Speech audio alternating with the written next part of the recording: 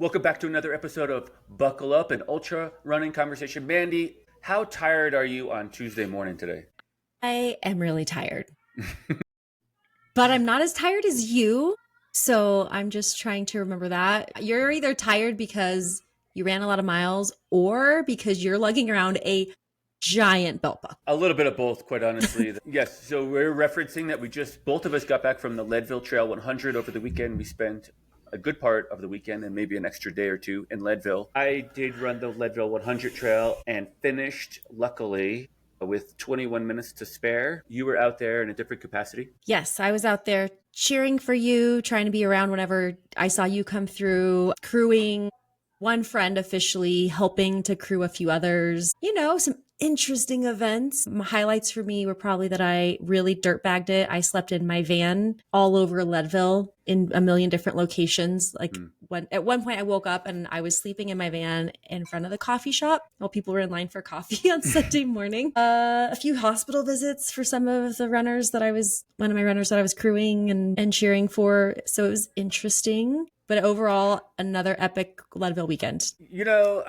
I'm not one to steal cars, but if I saw the murder van on the side of the road, I'm not gonna come up and knock on the windows and try to break into that car. I'm just not gonna. It's just not gonna happen. So I think you're pretty safe inside of your van. So if you guys find my Instagram and you'll see a picture of the murder van. I thought about that, Brian. Like when I was telling Nick, I'm gonna stay in the van. He's like, "You're fine. No one's gonna break into that, baby. Like they're afraid of what's in there. They're not trying to kidnap you. You have no idea. It's actually so cozy. What might come roll out of that thing? I love my murder van. And you have it. It's just this small. First off, it's like a minivan, but like it's an Astro van. That's what it is. So it's an Astro van, a little bit of steroids. Like it's got some beefier tires. I think it's all-wheel drive. So it's a Colorado vehicle. Like you can drive it around. It's not like your soccer mom minivan by any means. It's all decked out. It's got a bed. But you pulled out like a semi truck's worth of gear out of the back of it. Like I don't know where all of it fit, but it was just like you had a fire pit and the propane, and you had tents and cots and like a love seat. Like it was like, what? Where's all this stuff coming from? Yeah, it's like endless. It was like that when 13 clowns jump out of the Volkswagen Bug in the circus. Like you're like, how did they all get in there? Mary Poppins bag, but it's Leadville. You need all that gear because we are. You did need it though. We are up day and night, and it's hot and it's cold, and you need somewhere for your, dying athletes to sleep. But it's pretty, yeah. So those were my like big takeaways, highlights. What are your? I know I asked you this offline, but big highlights for you in year 10. Like, how did that feel? I think a lot of people assume that like with experience, with most things in life and experience, they become easier. But I don't. I mean, 10 was my hardest year. So this is the hardest year that I've had. It's my slowest finish. And not that speed is something that I'm concerned about, but you need some speed at Leadville in order to make those cutoffs. And those cutoffs were really tight, equally as tight as they've been in all the other years. So it's not Leadville's issue. It's my issue of making the cutoffs. I mean, I had 4 minutes at Twin Lakes inbound. I had 7 minutes at half pipe. I had 22 minutes at outward bound. Of course, I had to go up over power line and come down. And at May Queen, I wound up having 10 minutes till cutoff. So I mean, I was just narrowly getting by these cutoffs, and at the finish I had 21 minutes to spare. But it made me run a good section of the back of the course that I needed to run in order to make these cutoffs. I wasn't climbing too well again.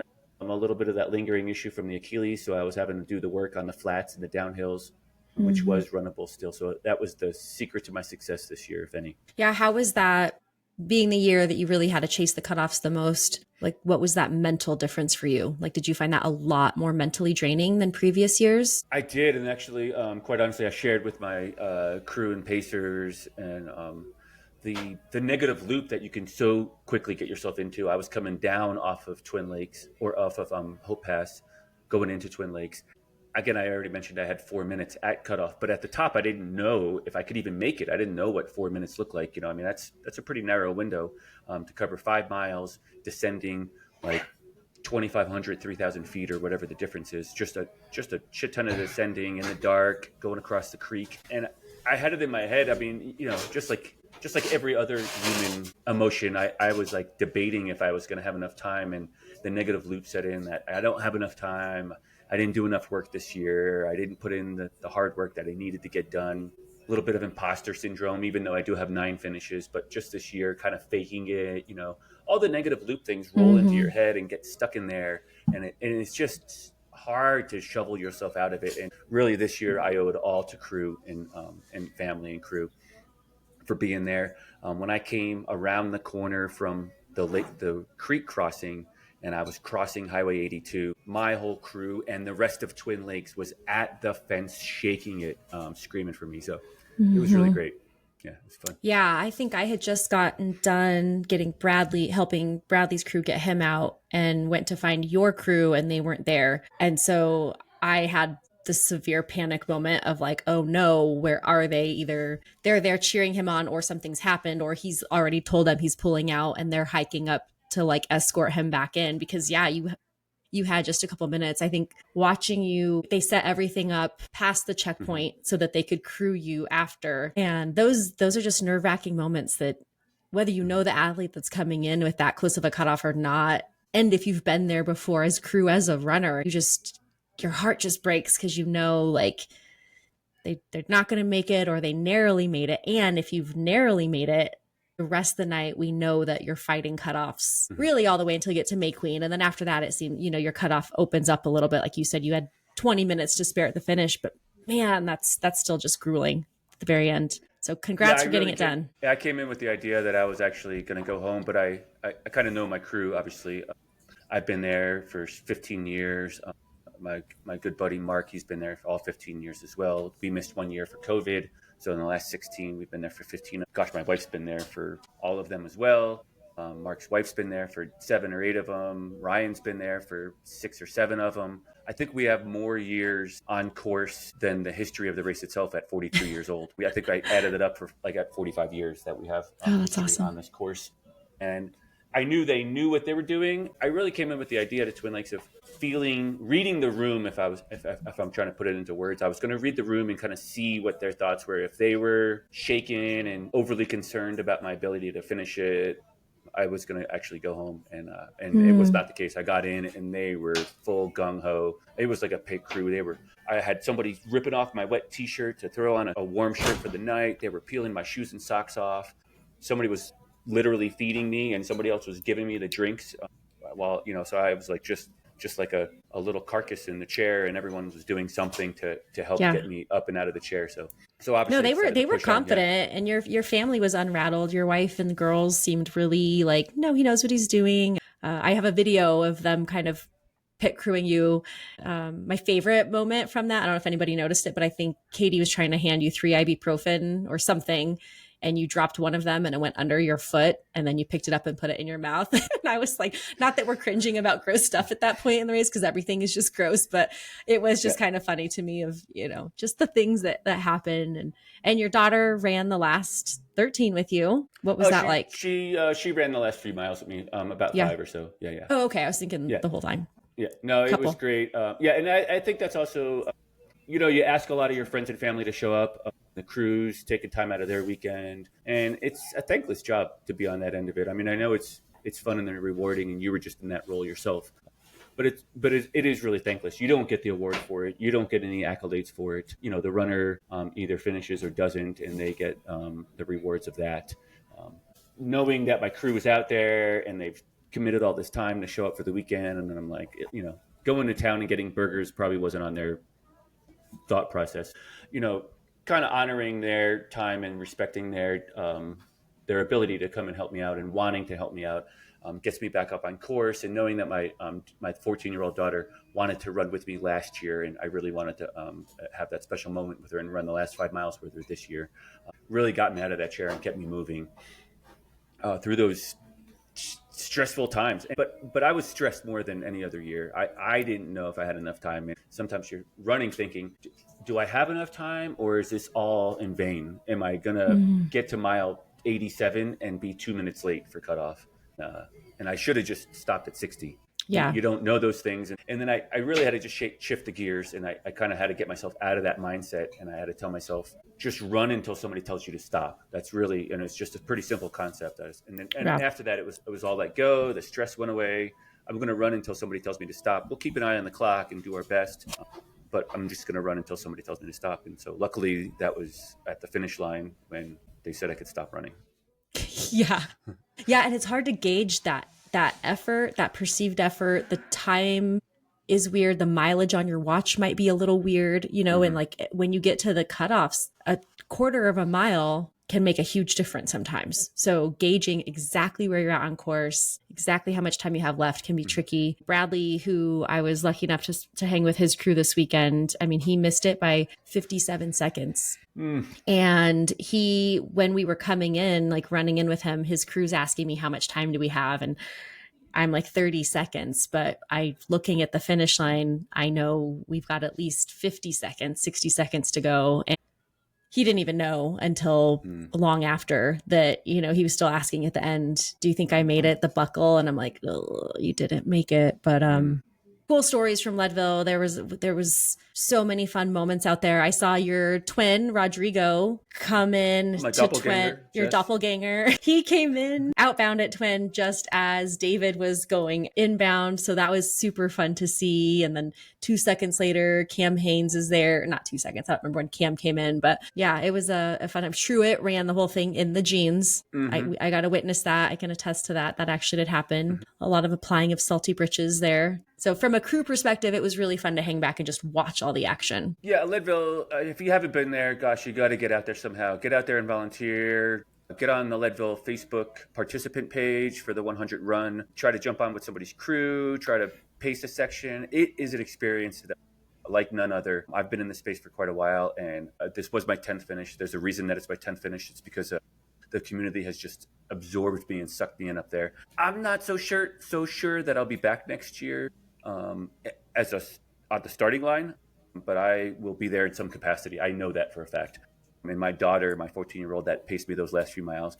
On the way home, she's like, if you're going to Leadville in any capacity next year, I'm going with you. So I've got a little following that I'm already creating in our house of athletes that want to show up to Leadville. So super exciting. Yeah. One of those stories is Jordan Moon, who we actually is our guest today, even though thanks for listening for us ramble a bit. But Jordan Moon is our guest this week. He has an exciting story and was also at Leadville this year. We talk a bit about Leadville. We talk a bit about his history with sport and how he got into it. And his trajectory is not the standard one. He didn't just start running and then just go longer, and wind up at Leadville. It was a great conversation.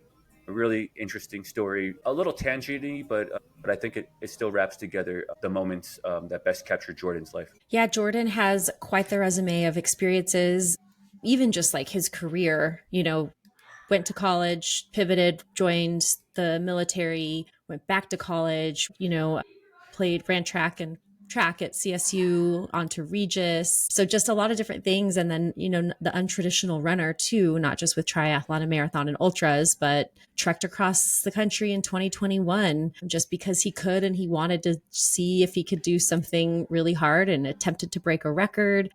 So it's been fun to hear his reason why and the things that keep him going and motivated. Really fun beginning of the story when we learn about how he got into Leadville. So I'm not even going to spoil that one, but that was pretty cool. I was surprised at that part of the story. That was fun to listen to. And Jordan is a new parent. So that was a fun twist as well, how he balances all of that, or he's just starting to. Yeah, it's a great episode. Thanks for tuning in. We actually want to start a little bit of a little shift and maybe get some momentum going here, but we are looking to start asking our guests a question. And I'm going to start with you, Mandy. We're talking about guilty pleasures here. Guilty pleasure is something that you love doing, even though it doesn't really move you towards your goals or success, whether as an athlete or in your career or in your life. It's not productive or purposeful, but it brings you joy, and that's what makes it fun to share. So, Mandy, give it to us. What is your guilty pleasure? What are you doing on this downtime and wasting time, but just enjoying that downtime and wasting it? Wasting time. I think this came up, Ryan, because we were camping before the race, and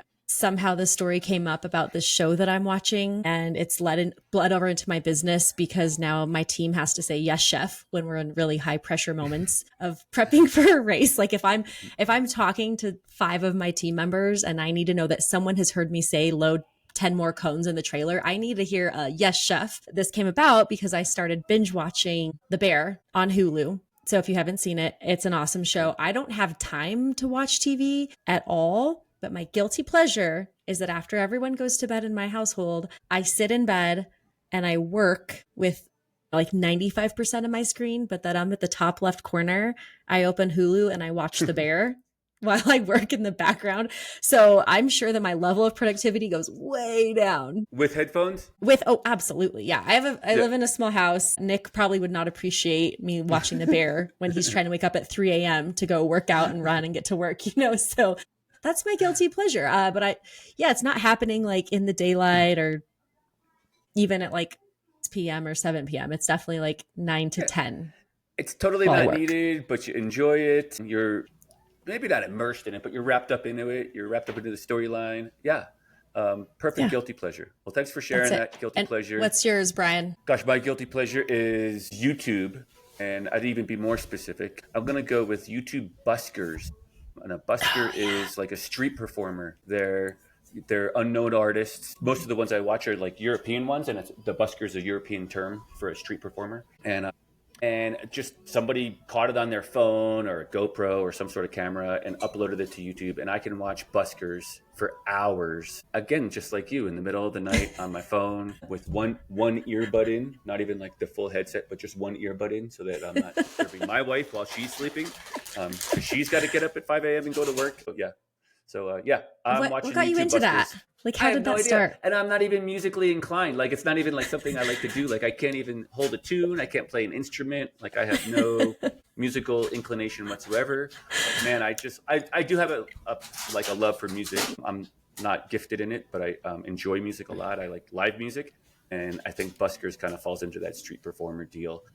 And I did grow up in New York City or just outside of New York City, where I've seen a lot of buskers in subways, and I've felt the energy of their drums or whatever instrument they're playing inside of the closed, confined concrete walls of a subway platform, waiting for a train to come by. So I appreciate like the atmosphere of that feeling as well in some of those busker videos. So maybe that's it. But that is an interesting one just to pick up. YouTube is good at that, though. If you're listening, at this point, we've rambled on for way too long. We're going to get to Jordan Moon. But if you have a busker or if you have a guilty pleasure story you'd like to share, hit us up in the comments on here, wherever you're listening. Send us a DM. We'd love to share your busker story. Or not your busker story, I'm sorry. We'd love to share. Really addicted to the buskers.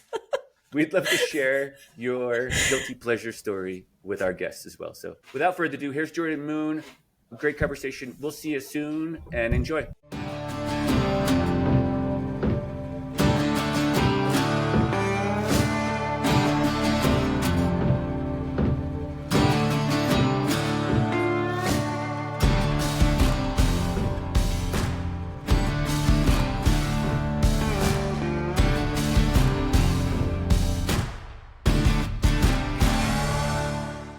Jordan Moon, thanks so much for taking some time out of your morning today to talk to us. We're really excited for this conversation. How are you feeling today? I'm feeling good.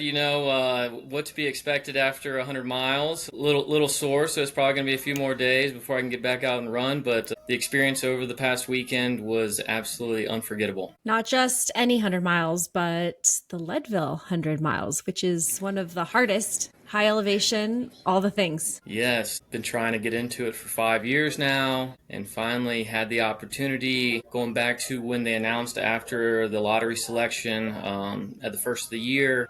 I got the email notification again saying you had not been selected. So I was so down, and I actually emailed the race director because I own a lot of land in Twin Lakes and I'm building a house there. And so I was like, hey, I thought locals, here's my address, here's my property.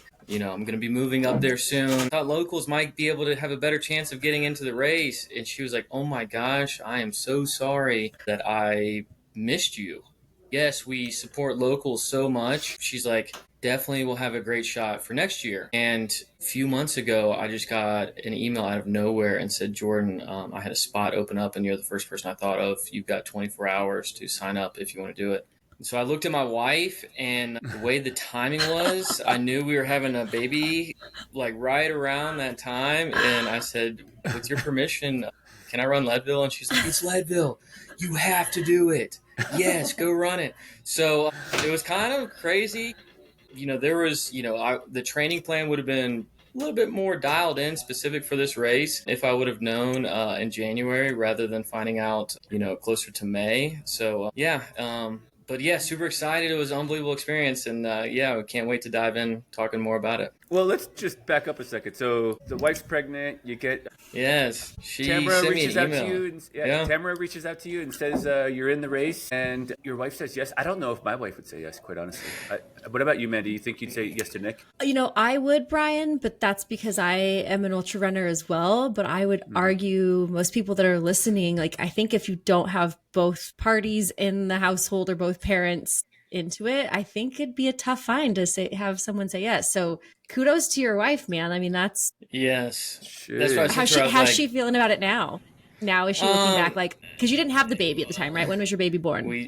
Baby was born July 1st, so we were 16 full days old, and those newborn nights still not much sleep. And luckily we had family members who stepped in. Her parents were in town. They're like, we're going to stay with your wife, or stay with their daughter, help out as much as possible. And I had my dad go up to Leadville and kind of crew me. So family stepped up. Well, that's awesome, and it definitely takes a village, right? But is it your first child? Is your guys' first child? First child, baby Okay, I mean, boy. because that matters. I mean, I know it doesn't really matter. Maybe I'm splitting hairs, but like I think I was more comfortable with my second child. But man, on my first one, we were completely foreign to the idea of what bringing a child home from the hospital looks like. So yeah, so kudos, guys. Thank you. Yeah, that's I said this is why I married you. She fully supports me on she understands my passion, and that's why I married her. She knew what she signed up for. So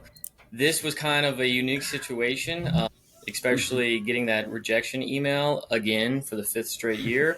And then all of a sudden, like, I remember I went for a 4-mile run, just got home from work, and I was making dinner and I looked at my email, and the race director said, "Hey, Jordan, spot opened up." And my bib number was 14. So, like, must have been a super fast person who dropped out, because everyone is like, oh, during the whole race, they're like, oh, bib 14, shouldn't you be faster? And I was like, oh my gosh, like, I'm giving it my all right now. So I have a new baby, okay? I'm not sleeping. Yeah. So that's another question I'm dying to ask. Did you take over? Did you get relieved from like the midnight diaper, getting ready for feeding shifts leading up to it? Okay, so no.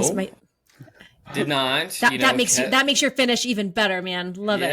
Yes. Sleep deprivation is real. Yes. Leading up to it and putting in the training, I was like not getting the recovery I needed sleep wise. But I rented a hotel or booked a hotel in Copper. So a couple nights before, first night, I was like 10 hours, 15 minutes, my watch said. And I was like, oh my gosh, this is the best sleep I've had in weeks. But, ironically, my wife's labor was 28 hours, super long labor. And I finished in 28 hours, 8 minutes. So we were laughing about that yesterday. But yeah, it was wild. But the sleep deprivation, I think that really played a part on, training recovery. Yeah, well, kudos to you. It's a lot of people would have not taken, and of course she gave you the permission to do it, but a lot of people I think would have been like, oh, I can't, because it's going to be even harder because we have a new baby. And so I think that shows your mental fortitude and just your strength and determination in the sport, because I think a lot of times it's easy to grasp those little, like, I don't want to call it an excuse, but a reason why not. Oh yeah. And you didn't go for that. You went for the, nope, this is on the list and this is who I am. It's a part of my life. And so kudos to you and your family for continuing on the mission. Things get hairy when you have kids and all the other demands in life. Yes, full dad mode. First child. Watching, my wife and I watched the Western States live stream, the entire thing, start to finish. And when we saw the finisher, his wife brought out 7-week-old baby. And he was like, yes, my wife allowed me to sleep all night so I could get the recovery. And I was looking at my wife and I was like, this is what we need to do. You need to let me sleep. You take the entire night. Just let me sleep. I don't need to get up every 3 hours. That didn't work out too well. But yeah, super, super proud to be a dad and have a son, and dedicated this past race to my wife and my son. I looked at it as I want to always lead by example as a father, and to be able to look back and say never give up when times get tough. Always finish what you start. So yeah, I can't wait to tell you guys how my race did, and Brian, I can't wait to hear about yours. And Mandy was up there too, so we were all up there at Mandy, Leadville this oh, past okay, weekend. She was great. crewing and supporting some friends and I don't know, locals to your area, right, Mandy? Yeah, a few locals, a few out-of-staters, all over the place. Awesome. Well, Yeah, we have a few people lot from to talk about. Flatlands got to learn what Okay. it's like to run at elevation up here. Yes. It's a thing. I have so many questions besides this race, Jordan. Like, it's I like know. Okay. We need so the much. 2-hour session for this one. Yeah. All right, well, let's dive into it. Let's start hitting these Well, questions. the first one is: did your wife show up with the baby to Leadville, or did she just stay down in the Front Range She area? did not. I believe you're in the Boulder Okay. area. Are you in Boulder? We are in Arvada. Oh, about it. Okay. So she did not come up, baby just being born. We didn't want to bring him up to altitude just yet. I'm actually running the Crested Butte 50 at the end of September, and we will be bringing him up to altitude then. Excellent. Well, I was just curious how that worked out. Anyway, so it sounds like your wife wasn't part of your crew this year. So who was part of your crew for this time crunched Leadville 100? Yes. So I had my father. He flew out from North Carolina. I had my cousin flying from California. He paced me for 27 miles. And then I had my head cross country and track and field coach from Regis University paced me for 11 miles from Twin Lakes pretty much to Hour Bound. So only had 2 pacers. Plan was I was going to have 3, but somebody backed out last minute, which things happen, but super thankful to have 2 people pace me through the night. And I kind of, both of us, Mandy and I were both doing our homework just before the show, and we were sending messages and calling each other this morning. Mandy, while she's running, is calling me running past lawnmowers and trying to tell me stories. That's what I do. That's what you do when you're trying to juggle all the things. He's like, what's that noise? I'm like, well, I'm listening to a podcast, but I push pause to call you to talk to you about Jordan, and there's a lawnmower. You know how it is. It's juggle. But it sounded like you had some set goals, right? I think you were like looking for right around 21 hours or 22 hours, I believe. Is that correct? Am I understanding? Correct. So going into this, ran the Silver Rush 50, did it in 9 hours, stayed super reserved through that race. Kind of wanted to see how the body adapted to altitude. Just watching my heart rate, dialing in my nutrition, 90 grams of carbs per hour. I just wanted to see how the body reacted. Super easy. Meaning when I finished the Silver Rush 50, I looked at my dad because he was in town. He has a place in Winter Park. So he came and crewed me for the Silver Rush 50. And he was like, how did it feel? And I was like, I could go back and do another 50. I was like, we're good. Super fit. I am 37 years old. I went back to college to get a Bachelor of Science in Health and Exercise Science. And I just graduated from Regis University. But I tried out for the cross-country team last fall. Had a time trial. The coach allowed me to do a time trial. And the coach is 27 years old, and I was 36 at the time. Hit the time trial, made the cross-country team, ran Division II NCAA cross-country in the fall, and then I ran track and field against Colorado State, Air Force, Wyoming, CU Boulder. We were racing Division I track meets, and it was probably the fastest and best shape I've ever been in my life, running with these 18, 19, 20-year-olds. And I knew when I got the email going into Leadville, I was like, all right, I've got the Colfax Marathon. I'm going for my BQ. Got my BQ, ran it in 2 hours, 51 minutes. So it was my fastest marathon, and then did the Silver Rush 50. If I was just leaving it all out there, I think I could have done it in definitely sub 9. I was 9 hours on the dot, 9 hours, 8 seconds. Definitely could have done sub 9. Maybe had a negative split that back 50. But I was feeling real good going into Leadville. And so I set this goal. I was like, all right, sub 21. I think I can do it. Altitude, heart rate staying super low. I got a pretty good fast pace for zone 2, zone 3. And, things, I never scouted the course. I never ran any of the trails. Did not really know what I was getting myself into. And so I was like, let's be super reserved. It's a long day. We know it's going to be 20 plus hours. Don't be crazy. Don't go out with the lead pack. Don't be running a 7-minute mile, to make wing. I did the turquoise 20K back in, I think it was May, just to kind of see the trails. That's the only section of the trail that actually I had seen, was the Turquoise Lake Trail from pretty much from the dam to May Queen. But yeah, it was, I always set, when I go in these ultras, I'm like A goal, B goal, C goal. A goal sub 21. I knew I wasn't going to get that when I was climbing up the backside of Hope Pass. I was looking at my watch. I was moving too slow climbing. I was like, all right, that's out the window. Let's go sub 25. Let's get that big buckle. But yeah, I developed like this crazy injury in my left leg. My calf is so swollen right now. I can barely walk. Like, wife is crutching me around. I am not helping with the baby. Like, I am not doing anything. I feel terrible. But yeah, How did you get the injury? okay, so I first started feeling it going, I left Twin Lakes, going up Hope Pass. I was like, all right, this is the biggest climb. This is going to be the hardest part. No clue what the backside of Hope was like. Like, I had no clue. So, going to Hope Pass, Dave Roach is flying down. He's yelling, like, you're awesome to all these people. I'm like, he is cruising. This is crazy. I get up to the Hope Pass aid station. Justin Gruwald is up there. He just came in. They're like, M2's coming in, inbound. And I'm like, gosh, these guys are flying. I get up to the top of Hope, and that whole climb up there, like, behind my left knee is killing me. I cannot extend or flex the knee. So I'm overcompensating with my right leg. I get up to the top, and the female winner was just coming over the top. And I was like, oh my gosh, she is in third overall. She is destroying this. And then I start making my descent, and I'm feeling good. Like, I'm like, I made it to the top of Hope. Yes. Well, on the way down, like, it's out and back. You're passing so many people. You're cheering people on. You're seeing familiar faces. You get into Winfield. I got into Winfield at 11 hours, 25 minutes. I'm like, all right. We're good, but we need to turn around and we need to really pick it up. And that climb, like, that was the lowest low of the entire race, was that climb inbound to Twin Lakes.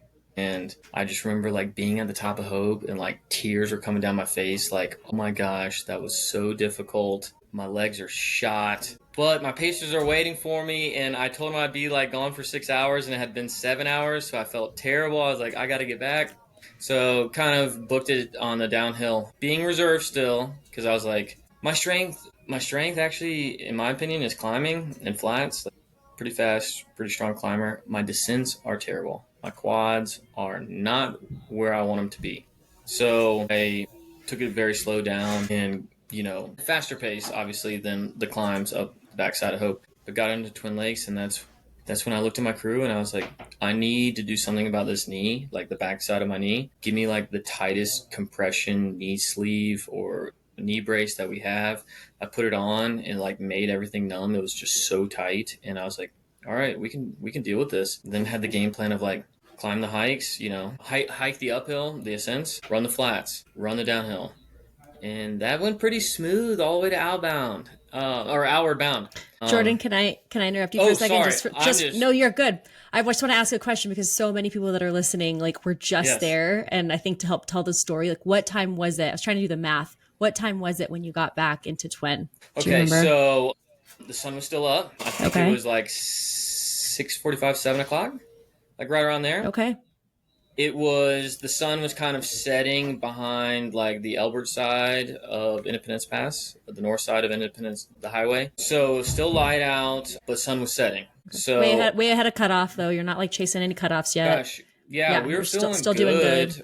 Still doing good. The sub 25 was in sight, but yeah, going into the night, like, I had that huge low at Hope Pass, felt a couple more lows through the night, and I looked at my pacers, and I was like, you know what? I don't know if I could have done this without y'all, like, at all. Like, I would have hit such a low point being out here alone in the dark for so long. If I didn't have those pacers as support, could have easily have DNF'd, like, mentally just given up because I was in so much pain. But I was like, I cannot quit. It's very like disheartening when like you're moving so well and you're feeling so good, you feel so fit, and then all of a sudden your body is not cooperating, and then everyone starts passing you, and you just want to compete. You want, like, I don't want this oh my gosh, there's a headlamp behind me, like, we got to pick it up. It got to the point where I was like, just run your own race. Like, you're going to finish when you finish. Don't worry about anybody else.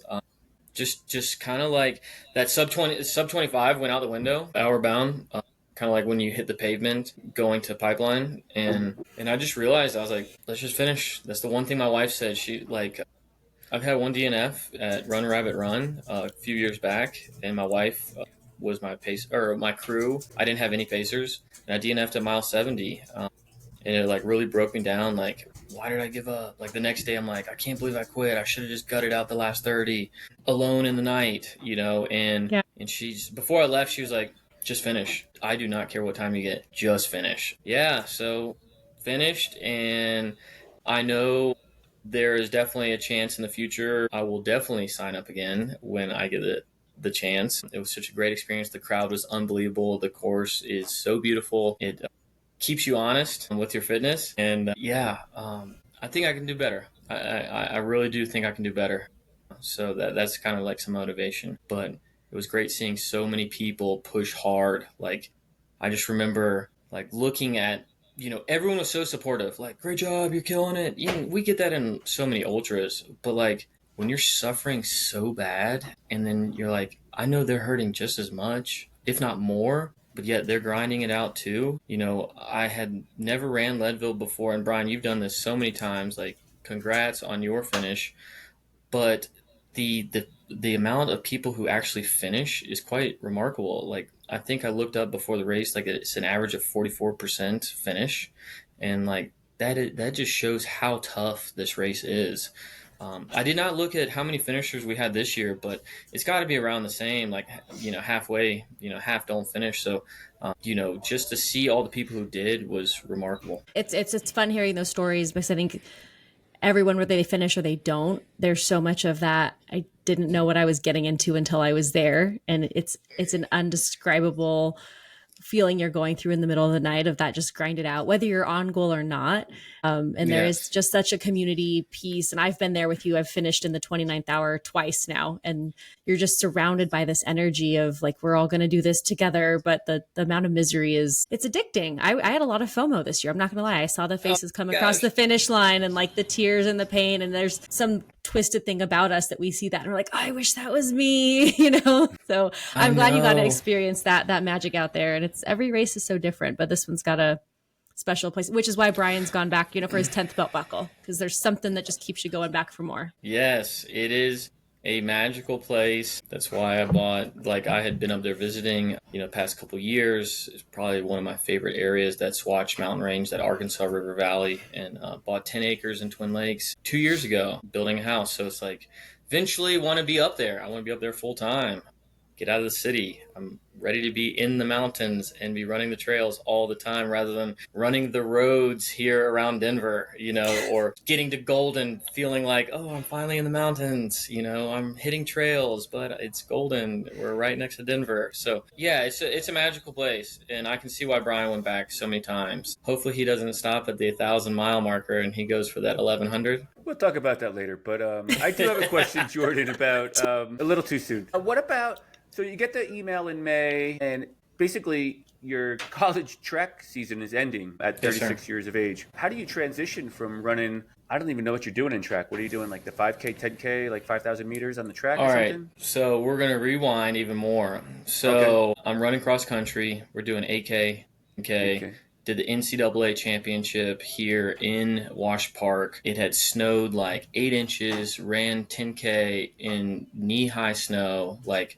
crazy season. And then everybody's going into their off season. I had gotten permission to run Black Canyon like in February. So I told my coach, I was like, I'm going from 10K to 100K and then switching to 1,500, 5K, 10K. And a lot of people said, like, human physiology, there's no way you can compete. There's no way. You got to pick a distance, and you need to train for that specific distance. I think to be the best at something, yeah, that's probably it. But I'm like, I'd rather be like Swiss Army knife. I'd rather be able to hit that, run a 4-minute mile and then also run a 10-hour 100K. So, so I went and ran Black Canyon. I took like 2 weeks off, and then I went straight into the track and field season. Ran the 1,500 at CSU twice. Ran the 1,500 at Air Force Academy. Ran 10K at Mines, and then ran 10K at CSU Pueblo. and then ran a 5K. I can't remember where I ran the 5K, but yes, had the like middle and kind of long distance for track, and it was remarkable. It was a lot of fun, but as soon as that ended, I knew I had the Silver Rush 50 coming up. A lot of people, periodization, they take time off of their training blocks just to kind of recover from all the hard training that they put in, all the mileage, all the volume, all the intensity. And I kind of had to take like a super light recovery period of like a week, week and a half, and then go strictly into ultra training. But probably the hardest thing that messed up with Leadville, was having this child, because it got so busy. Mentally, I'm like, all right, I hit a 60-mile week. Next week, I want to hit 75. Then I want to hit 85. I want to put in, 20 hours. I want to hit 100 miles. Confidence wise, you want to hit that high volume or a lot of hours on your feet. And it really couldn't do that because my wife's pregnant, and she's like, and then we have the baby, and she's like, hey, yeah, go run 20 minutes. I'll see you back in 20 minutes, and I was like, yeah, let me go get it in. And so it kind of like became quality over quantity. Not exactly the training block I wanted, but still being able to shift gears from super fast races, a lot of track workouts, Colfax Marathon, then going straight into ultras. It worked, got it done, but can always be better. Yeah, it's such a wide berth of events there. I mean, I coach high school track, I coach high school cross country. I'm in the ultra space myself. And even running with those kids, I'm like, man, I can't do this interval workout. Like, it's just not the gears I have right now. Like, I have this long endurance gear. If you want to go run 35 miles, kids, I'll go with you. But Yes. I can't do the 1 mile repeats right now. Like, I just can't do it.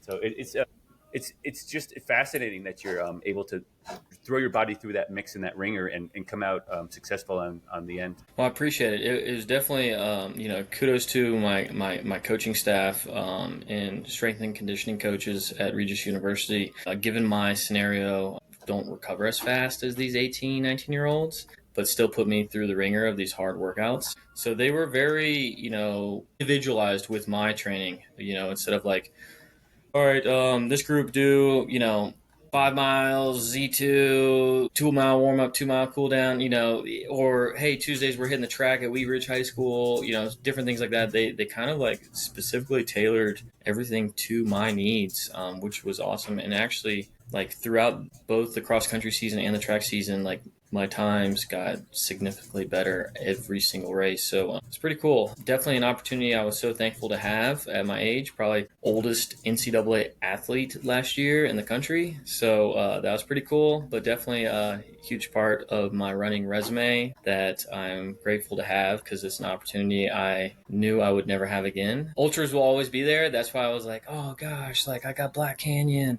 Coach, is it okay? And at first I was like, why am I even asking? Like, don't do it. Don't run it. Put NCAA track and field first. And he was like, no, man, go do it. If you can run 100K and then 3 weeks later go run a 1500, like, let's do it. This is awesome. So he was so supportive. Did they and he was the support one you? who. Yeah, Oh, sorry. go ahead. He Did was they support the you? Okay. pacer. You Yeah, go. he was my pacer from Twin Lakes. And what's hilarious is he's not a trail runner. He is not an ultra runner. I was like, hey, do you want a hydration vest? We got a hydration vest. And he was like, I've never put one on before. And he is in Twin Lakes putting on, I brought 3 vests. He's putting on one, and some lady under a different tent was like, that guy has no clue what he's doing. And he's literally like trying to put this, like the little straps around the Solomon vest. And she's like, he looks like he's never worn one before. And he's like, I've never worn one before. And I was like, yeah, that's pretty amazing. And you're here. So, yeah, it was cool for him to be in that environment, because he was an unbelievable collegiate runner for UCCS down in the Springs. All-American, very knowledgeable about track times and cross-country times. Great coach. But yeah, seeing he told me when we were running, he's like, this vibe is unbelievable. And I'm like, yeah, I like it way better than like a road marathon or, a road fast 10K. I was like, the ultra scene is why I love running. So maybe he's drank the Kool-Aid and then you can pace Yes. him at Leadville. That's so what I told him. I said, All hey, when you right. sign up, I'll be there. We'll find him on Instagram. Jordan, Send him did a he stay on message. to Jordan, did he stay on to help coach you through the training program for ultras as well, or was he just your track and cross country coach? All right, so track and cross country, when the cross country season ended and we were going into Black Canyon, I kind of sent him my training plan. I was like, hey, this is what I'm going to do. These are my workouts. These are my intensities. These are my volumes. Kind of got his approval. Just second set of eyes. Brian, I had never had a running coach my entire life until then. And having a coach changes everything. Like you can think you know what you're doing. Like, you know, I help people who ask me questions about how can I be faster 5K, 10K, half marathon, triathletes, ultra runners. People ask me all the time and I help out friends and family, and then you think you know so much, like you can create the best plan for yourself. Really, like having that accountability and somebody to have an outside lens of what you need to do to hit certain goals. Like if the goal is speed and increasing your mile time, your 5K time, like just having somebody coach you and draw up the training plan, because there's some days that you're like, man, I don't feel like that workout, or you don't. It's there's one thing about like, yeah, I'll just put it off, and you're kind of like letting yourself down, but you don't want to let other people down, especially your coach. That was one thing that I saw this year that changed in my running. Was having somebody who was looking out for the best interests of myself, being able to adjust training, but yet have a week to week plan. I know you probably have athletes you coach. Told me about, and you just mentioned that you coach high school track and field and cross country. Those athletes are better because of you, and that's how I felt having a coach. Yeah, I enjoy the coaching process. I've had some great coaches in my lifetime, and I just really enjoy the kids right now that I'm working with. Let's back up even farther, Jordan, before Okay. this late college career that you just exploded. First off, did you graduate? Are you done with Regis now? Are you I'm going to run next done. year? Okay, you're done. You I am graduated. done. I'm actually So I work for the Department of Energy. So work for a nuclear engineering firm here in Denver. And I am going to be volunteering assistant coach at Regis for this cross country fall season. Awesome. So yeah, I loved it. I love the team. I love the guys and girls on the team, and I want to help them. They're actually doing a high altitude kind of camp right now up in Estes Park this week. But yeah, I'm still going to stay with the program and help out as much as I can. But I just won't be running. Gosh, Mandy and I, we did our homework on you, and we looked back. You've got an impressive resume outside of a college career and finish in Leadville with a 16-day-old baby. And we've touched all on that. The highlights of it in our introduction. But where does it all come from, Jordan? Like, did you grow up as an athlete? Where does this drive stem from? Do you know? Brian, I'm so glad you asked. Okay, so my father played in the NFL. He played for the Jets and the Lions. My grandfather played football at Duke University. My uncle played professional baseball. Come from an athletic background. I played all the ball sports growing up. Ran track and field in like middle school. Did not. I focused on like tennis and basketball in high school. And those were my sports. Military is where I really started running a lot. And then also seeing like I was better than people, because you're running in your squadron, 500 guys running, and you're doing these workouts and you're finishing in like the top 5 of 500. So then you're like, man, I think I'm pretty fast. It's kind of how it was. But running was always like staying in shape, mental health. I never had goals for running, and it all started. I was in a serious relationship, and the girl I was with just left me one day. I came home from work, and the place that we had in downtown Atlanta, it was like out of a movie. All of her bags were packed in the living room, and I was like, what is going on? And she left, and it changed everything. Like, I looked at her and I said, I'm going to go for a run, and when I come back, I will probably never see you again. And that is where my running started. I strictly did it out of mental health, because I like immediately got super depressed. It's not where I thought my life was going. And running was actually just saving me, as a normal person. And then it started getting like, well, hey, I'm really enjoying this running thing. Maybe I should sign up for a race. Maybe I should do something. So many people in the world know the book, and Can't Hurt Me came out with David Goggins, and I read the book, and I was like, holy cow, this guy's crazy. I need to do something that scares me, and I signed up for a half Ironman in North Carolina, and I was like, I got 8 months to train. I'm a terrible swimmer. I am not a good cyclist. Like, let's just do something hard endurance challenge. And through that, just the day grind of training, and then sign up for a marathon, and then a 50K, and then a 55K, 50 miler, 100 miler. It just all started compounding. Like, what else can I do? What else can I do? And then you guys said you did your homework, but and then I ran across America from San Francisco to New York City. So in 71 days, and that absolutely changed my life. And we could talk about that probably for 10 hours.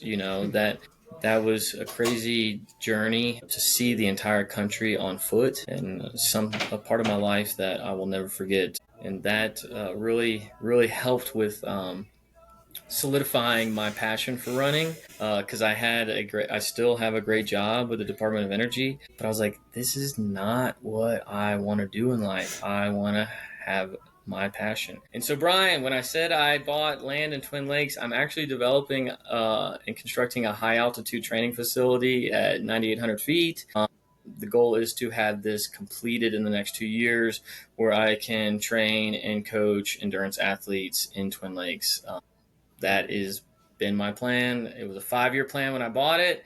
We're 2 years in, so I think in a couple more years I'll have it up and running. But I want to get away from the current job I have and do exactly what I want to do, and that is to help athletes perform better. Jordan, you mentioned that you really found running to be your therapy, and I think we use that a little bit of your therapy for this breakup that you had with this partner of yours. Running is therapy. We kind of hear that slogan quite a bit. I feel like we just need to maybe mention it and touch on it as far as like we also need other outlets for those sorts of mental struggles, right? Like obviously you were able to talk to other people and work through the breakup and lean on Yes. family and friends and work through the processes, and using running as an outlet to clear your mind and kind of get a better perspective on where you want to be in the future, right? Yes, sir. Well, one thing when I said like I hit the depression, found myself drinking alcohol way more than I expected. I was like getting off of work and buying a 6-pack, and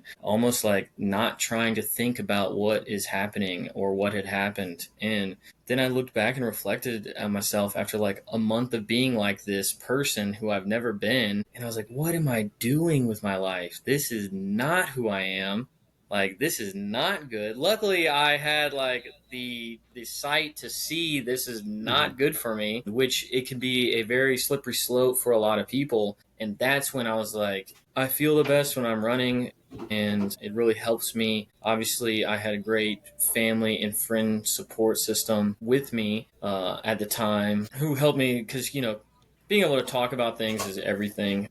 Communication, and you don't want to hold anything in, because that kind of makes things worse. So yeah, the running outlet was great. Saw that I needed to make a change and not be doing something that hurts me rather than something that helps me. And yes, I have seen it also with so many people I know that have had struggles in their life, where we're running and setting these huge goals and achieving goals really, really changes who they are, and helps their life for a better. But there are multiple ways, rather than just running, to be able to help your mental health. Jordan, I wanted to ask what sparked the running across the US journey. Holy cow. That's very Yes. different than signing up for an ultra. Okay, so what had happened was I signed up for the Savannah Marathon, which would have been March of 2020. And so I was like, all right, I'm going to train hard. I'm going to get my BQ. I'm going to go down to Savannah. I was training super hard, and I was feeling fit, and all of a sudden COVID broke out. COVID broke out, changed the entire world, every race was canceled. People had to figure out what they wanted to do. So I did this thing that I saw this guy in Atlanta. He's the owner of the Atlanta Hawks. His wife owns Spanx. Jesse Itzler did like the calendar club. 1 mile on day 1, 2 miles on day 2, 3, and it just compounds. I was like, I can do it. He did it in February. I was like, I can do it in March. I can do the entire thing. And it's 31 days of running. And then once you hit day 27, it's like an ultra every day, 27, 28, 29, 30, 31. And what I noticed is like, I was like, the body adapts to these high mileage just by adding 1 mile a day. I was like, I think I can do this. And I had a company in Atlanta, a property management company, um, sold the company, moved to Park City, Utah. I wanted to live and train at a high altitude at 8,000 feet for 16 months. I had this goal. I was like, I'm going to move out there. I'm going to work, I'm going to train super hard, and I'm going to run across America because I think my body can do it. And I was like, I think I can break the world record and do it in 41 days, averaging 72 miles a day. I was like, I think I can do it if I set myself up for success. And I saw myself doing that by living at altitude and just like diving deep into the training. Did not break the world record. Did it in 71 days, averaged 45 a day. I was in Nevada and I realized, yeah, this record is not happening. I was not hitting the mileage. It was so difficult. You think you have an amazing plan and nothing goes to plan. But I was not going to quit. I was like, I have to finish. To go back on your question, where did this come from? I had seen Pete Kostelnick do it. I had read the book Running Across America, and it's like 21 stories. I think it's 21. It may be like something around there. But every chapter is a new story of somebody who ran across America. And since they had been recording the people who've done a transcontinental run since like 1908, there's only like 240 people who have ever done it. And like to put that into perspective, there's 20,000 plus people who've climbed Mount Everest. So I was like, this is a crazy endurance feat. I've got the time. I sold my company. What am I doing with my life? Let's just do this crazy goal. This is the only time I think I'll be able to do it in my life. And yeah, it was awesome. I had 2 full-time crew members. They own a video production company. Filmed the entire thing. Documentary is almost done. It's going to be Oh, cool. unbelievable. I will send you guys a trailer to it. It is Yes. sweet. But yeah, it was cool.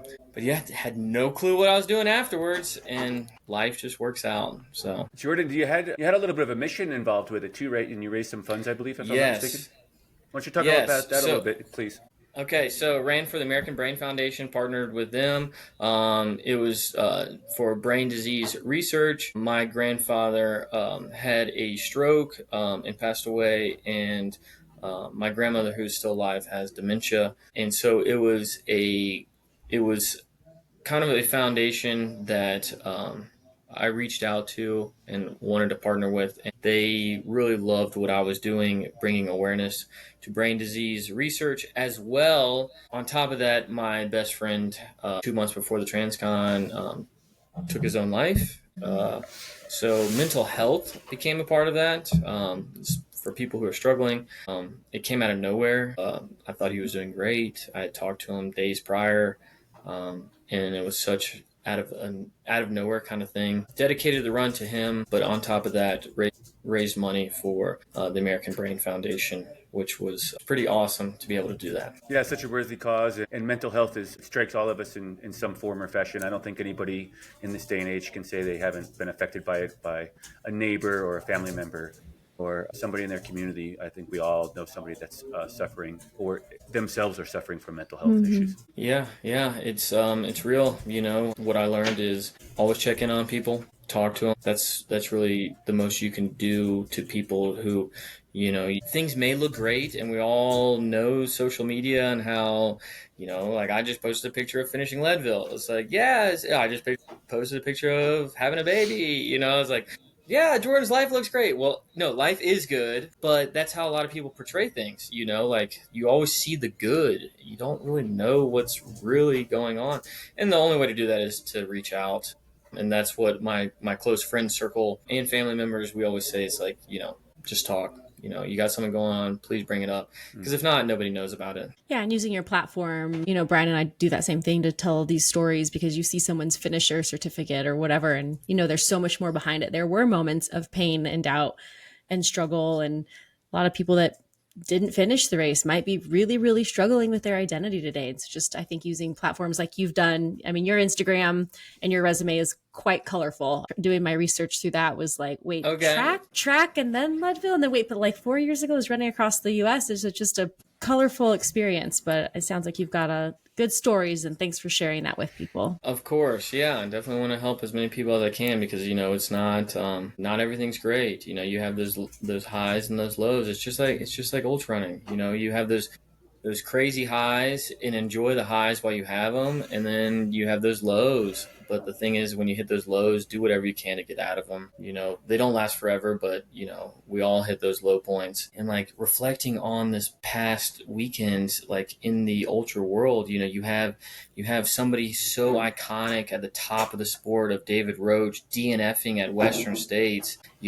Assuming, this is just me assuming, he probably hit a super low point, because he was on these highs of Javelina from Leadville and then just, putting himself out there with all of his training leaving the Western States. And, I would assume he was at a low point, but then comes back and destroys and breaks his own record, and now he's back on that high. So, it happens. Even to the greatest athletes, you still have those highs and lows in life, but, got to have that Jordan, good support system around you. Jordan, I'd like to go back to one of the low points you mentioned, which was the return trip over Hope Pass on the backside, the south side coming up. It's 2.5 miles. It is miserable. It is degrading. 55 miles plus into the race. It's super challenging. You hadn't scouted it before, so it sounds like it was like your first experience on the backside, which is just a hard climb. I mean, and that's putting it lightly. It's just horrible. How did you get yourself through it? And you said you had some tears streaming down the face as you come over the top, and it just is relentless, and it opens up at the top, which is even worse because you could see how much farther you have to go. You're not in the trees and hidden by Yes. the masking of the trees. You don't know where you're at if you're in the trees, but once it opens up, you know exactly how far you have to go and how many more switchbacks there are. So tell us a little bit about that moment that you have to make the decision, I'm going to move forward at all costs. Brian, all right. So I get to the top of Hope Pass, and there's somebody up there, and he was like, "You're crushing it, man." This is when the lead female is coming over. I'm coming over the other side, and we're crossing, and there's some people at the top, and I was like, negative split. I was like, I am negative and splitting this backside of this course. And he was like, well, enjoy this backside of Hope, is what he said. And I was like, yeah, I just did the front side. Probably the same thing is what I'm thinking. I have no clue. And, like I said, you're seeing familiar faces. You're cheering on people as, the out and back. You're crossing so many paths. And when I'm descending, I'm letting all the leaders, all the people up front, I'm getting out of their way so they can keep their momentum going up. So, very, very slow, kind of like, hey, come on through. Great job. Go get it. You're just talking to everybody. I get down to Winfield, and Winfield is just littered with people who are dropping out. Like, so many people, so many medical staff helping so many people. And I was like, holy cow, like, this is where people start really, like, questioning, like, do I have what it takes to go back and do this all over again in reverse? I'm not thinking anything of it. I'm like, 11 hours, 25 minutes, like, let's go do this. Start going, and then I'm like, I don't remember it being this steep. It's kind of like what I'm telling myself. I am giving it everything I have to climb. I'm looking at my watch. I'm moving at 2 miles per hour. I'm like, oh my gosh, 30-minute mile? Like, this is ridiculous. And there was a girl who was running with me. Her name was Claudia. And she was just so, like, supportive of everyone and just fantastic. Cheerleading, like, just congratulating everybody. But we were staying together, like, the whole climb. And it kind of like still, like, I thought she made a good point. Like, I thought me climbing up, people were going to kind of like move out of the way to let me keep my momentum. But then I realized, like, oh my gosh, they're fighting for cutoff times. It's kind of like we are crossing each other at the same speed, get out of the way. Nobody has time to waste. And Claudia was like, Jordan, they are fighting. Like, we got to get out of their way. And I was like, you're right. Let them by. Like, come on down. You got to get to Winfield, And so that did take a long time to get up. And then once I got up, I was like, all right, that has to be, I've seen everything. That was the hardest part of the course, is what I told myself. And like when you got to Pipeline, I'm like, everyone says Pipeline's so tough. It's like, no, the backside of Hope was definitely the hardest for sure. But what's crazy, you guys, I was finishing and my cousin was asking me, and he was like, would you do it again? And I was like, that was the hardest race I've ever done. I was like, I don't know if I'd ever do it again. And then like 24 hours later, I'm like, oh yeah, I would definitely do it again. That was amazing. But like, a day afterwards, you're like, oh my gosh, I would 100% do it again. And that's usually how these ultras work. I don't know. Don't know if you guys have had that, like after a race, Yes, you're like, oh, I'm signing up for the next one kind of thing. all the time. Well, and I think for me, like I got chills. You telling that story of going back up the backside of Hope. Like for sure, 2 years ago when I finished that year, that is what kept me going. And so I got chills. You talking about that because it's just such a gut wrenching, like human connecting experience when you watch other people fighting for that cutoff, or when you're passing people that like for me that year, I'm passing people that I know are cut off because I left with 5 or 10 minutes to spare at Winfield. And when you're going now, like it hits you all of a sudden, you're like, oh no. And you can see it in their faces. And like for me, that experience was, I mean, it sounds like similar to you, it motivated you. But for me, it was, okay, you still get to be here. You don't no one's pulled you off the course and you're still moving. And yeah, you're in hell and you're in so much pain and this is terrible, but you get to keep going. And this guy and that guy and this para athlete and everyone else that's passed me, they don't get a choice. They're going to get there and they're done. So buck up, Buttercup, and keep moving, because what are you going to do? Just give up? Like they didn't want to give up, So it's those are, I think, the stories we have to tell and remember that will get you to sign up again. And the pain fades away, right? Like your swelling is going to go down eventually.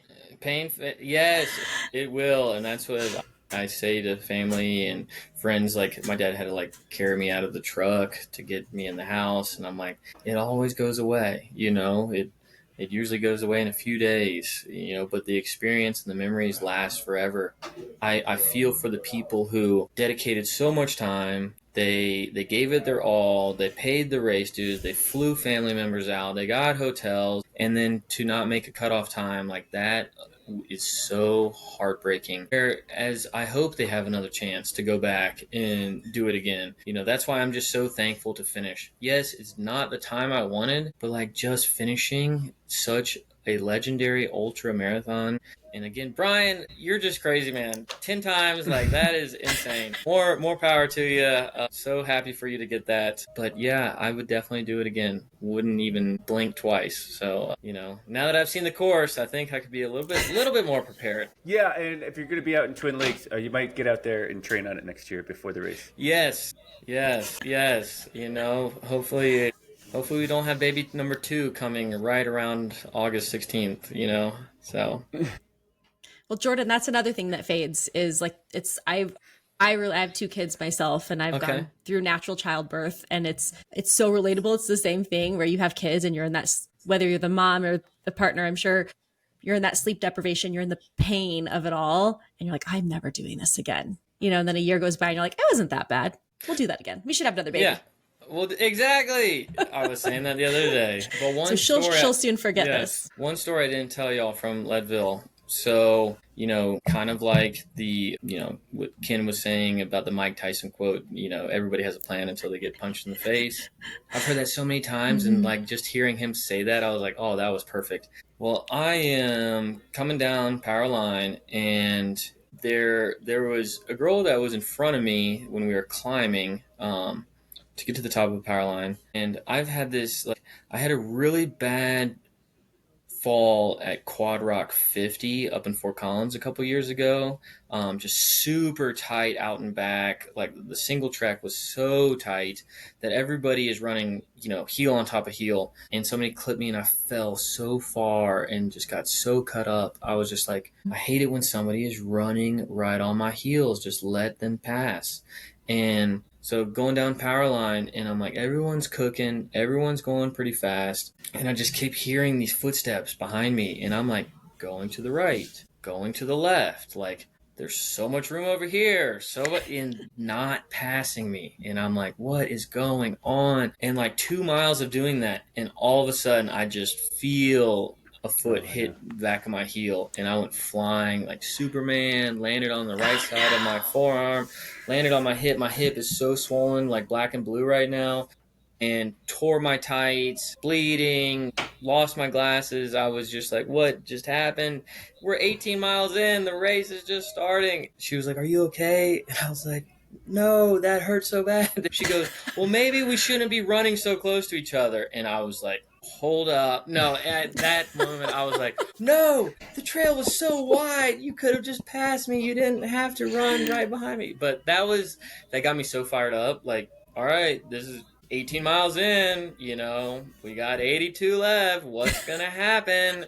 This day's already getting interesting, So that's how it was starting out. And I was just like, all right, just be prepared. Anything can happen the rest of this day. So, yeah, nothing, That's luckily, funny. nothing got, too hurt. But, I don't want to yeah. end it on a negative note. I have an athlete that DNF'd at mile 4, so outbound at Twin Lakes. They missed the cutoff Okay. there, but they were in Oh, the field at Outward Bound, and a runner was running so close and tripped over the hole and elbowed them in the Achilles. no Elbowed way. my runner from behind because they were running so close, and landed on their runner. Landed Oh, on the runner in front of gosh. them, who was a runner that I coach. So it's the second story I heard of this. I also have that sense where I'm like, gosh, that runner is so close to me and I want to move forward. And then Yes. even in the Congo line on the lake trail in the morning, I Yes. kind of give myself some spacing for that person in front of me. But then an athlete will run in front of that and fill that gap in. And now I'm like backing this gap up a little bit more every time. And I'm like, gosh,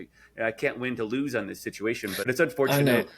Yeah, I think we just need to be more mindful in general of our presence and what could potentially happen if and when we do trip and how that might affect somebody else's race as well. Yes, it is definitely part of the sport. It happens, and everyone's feeling, usually in the first half of the race, everyone's feeling so good and strong and fast, and people just make moves and are running faster, just like thinking this one second is going to change everything, rather than just giving people space. But yeah, we won't end it on a negative note. Let's end it on a positive note. What's next? Any Anything last? next? I mean, gosh, you got a baby, you got a new buckle. Okay. What else are you going to do in the rest of August here with 10, 12 days left? Okay, so I'm on parental leave. I go back to work on Thursday, so it's been nice having 3 weeks off, and then I'm going to do 9 weeks off because in the state of Colorado you get 12.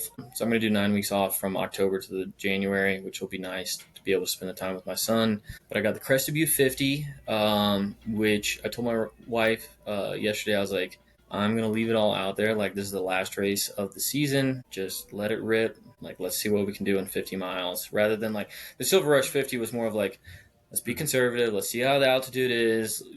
Like, let's dial in the nutrition at this altitude. Let's manage the heart rate. This is kind of like, let's just leave it all out there. Let's see what we can do. Crested Butte 50. And then my cousin who paced me had asked me a couple months ago. He's like, hey, I'm running this race in Georgia, and I'm born and raised in Atlanta. Georgia Death Race. It's a Western States qualifier. And he was like, hey, I'm running this race. You want to sign up? And I was like, yeah, let's do it. So I'm running that in March, and then I got my Boston qualifier, so I will be signing up for Boston. The opening for registration is in September. I beat my time, like my cutoff time. I gave myself plenty of time. I think like 9 minutes. You should So be good. You should be good. I should be good. So it's going to be Georgia Death Race March, and then Boston April, and let's see what happens with Western States lottery.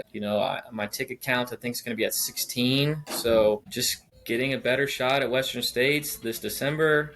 We'll see what happens, but yeah, just always keep signing up and going after those goals and trying to see what you can do. Well, congratulations, Jordan. It was awesome to hear all of the stories. Hey, I appreciate y'all so much for your time and to be thinking about me. Definitely, please stay in touch. I hope people can take away the story that I presented. That you can always do more than you think you can.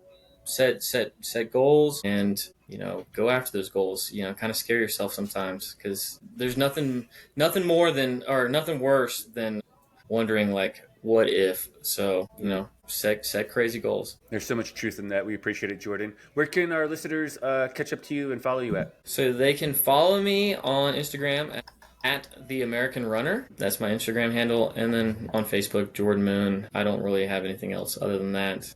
Or LinkedIn, Jordan Moon, kind of more business and running kind of mix. But yeah, that's where everyone can find me. Well, I'm sure you have plenty of rest coming towards you. Enjoy that baby. Enjoy that buckle. I hope you heal up healthy, and we'll be following you. Thanks for your time this morning, Jordan. Thank you guys so much.